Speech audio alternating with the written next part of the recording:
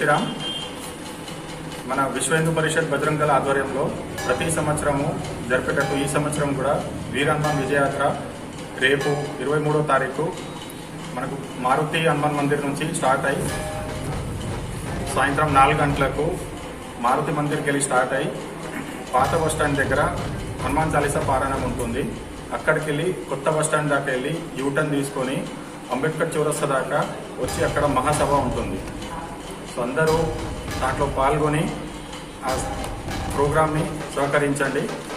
జై శ్రీరామ్. జై శ్రీరామ్. రేపు వీర హనుమాన్ విజయయాత్ర హనుమాన్ జయంతి హనుమాన్ జన్మదిన సందర్భంగా మనం ప్రతి సంవత్సరం లాగానే ఈ సంవత్సరం కూడా వీర హనుమాన్ విజయయాత్ర జరుపుకోవడం జరుగుతుంది.